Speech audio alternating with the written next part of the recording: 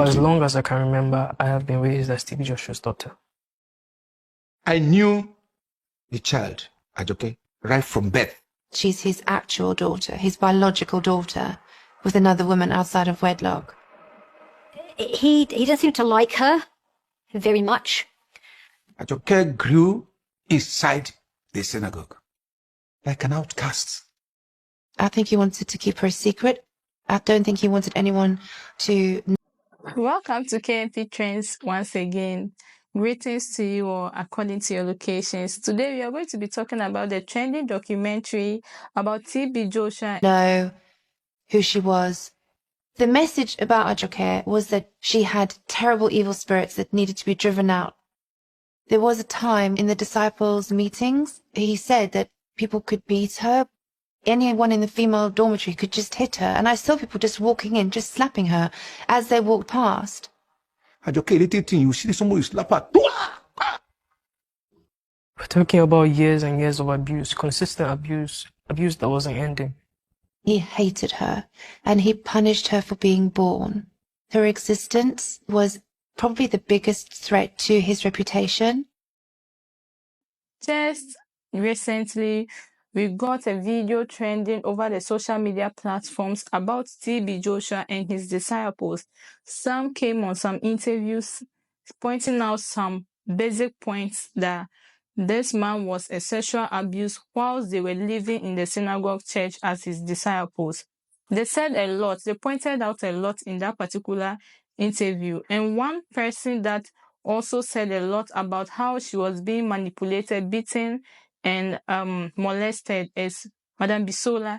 She also said a lot with the other disciples. And just in that, we also find out from that video that TB Joshua was having a daughter out of wedlock, and for that matter, to protect his reputation, he hid that from public and made his daughter to stay in the Synagogue Church of Nations as a disciple, but not his daughter.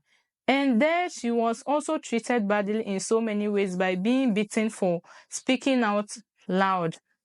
When she found out that her father was abusing some of the disciples, especially the young women over there, she prompted her dad to ask him why he was doing that. And he was beaten and later kept in a room as a prisoner. After that, she was led out of the Synagogue Church of Nations.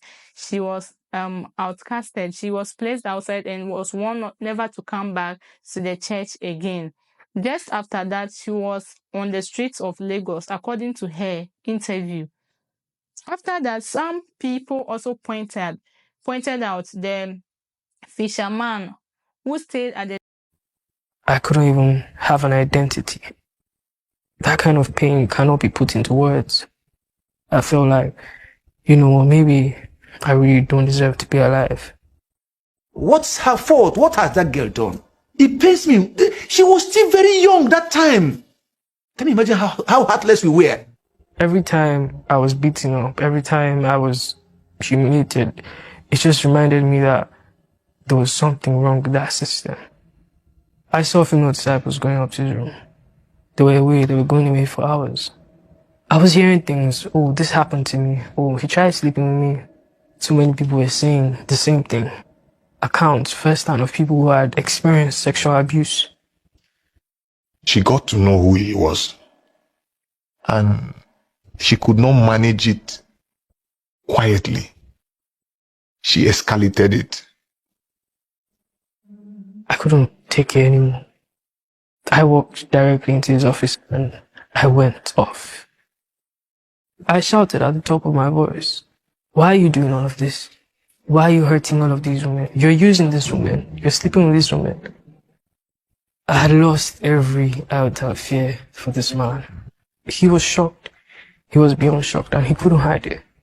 He tried to, stare me down. Why? I was looking at his eyes.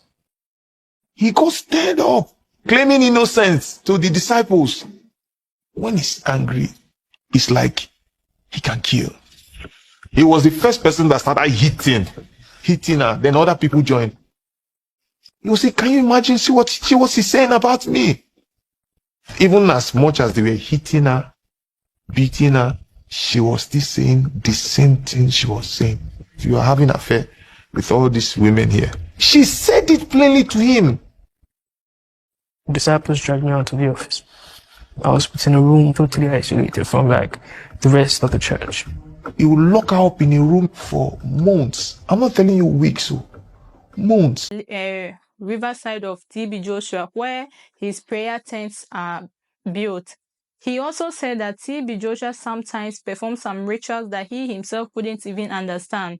In some cases, he shaves his beard and his pubic hair and gives it to the fishes in that particular river, and they just multiply in an amount that he even don't understand how that happens. And after that, he has a room too that when he's about to enter, they have to place a scented candle, scented incense, and other stuff in it. And he goes there by wearing a red gown. And whenever he gets there, over there in that room, there are pictures of some of the disciples, the ladies for that matter, whose pictures have been pinned down with knives. And for them, they don't understand what that means. So they also made some key points in their interviews, but I think you also watched some of the interviews, so I wouldn't be talking about that much today. Just after they were able to gather some evidence and send to the BBC News, few days after, they only found out that TB Joshua was dead. That made this case not to go viral, but they are still trying to push ahead for the world to know what they went through in the Synagogue Church of Nations. To me, we should wait on God. Nobody should judge, and let love lead. Thank you for always sticking to my screens. I wonder how I lived through that time, because they were hitting me with belts, chains. I couldn't even stand up for days after this beating. I couldn't take a shower. He was trying so hard to stop people from listening to me. It just felt threatened by the fact that I knew the things that was happening. Ajoke was bold enough to confront him in front of his disciples. I see her as a hero, to look at him and tell him who he is. She was brave. This child could see what we couldn't see and wouldn't yield to the lies and was punished for it. I just want you to hold up a bit. To his office and asked me, "Do you think I'm a monster?" What Joshua said to me about what he was doing to me was that he could see into my future, that I was going to lead a life of promiscuity, and that he had to do what he was doing for my salvation. He was a ritualist. TB Joshua asked me to find virgins for him, to bring young girls into disciple fold. In the midnight, this person will be called into his bedroom so that he could disvirgin them.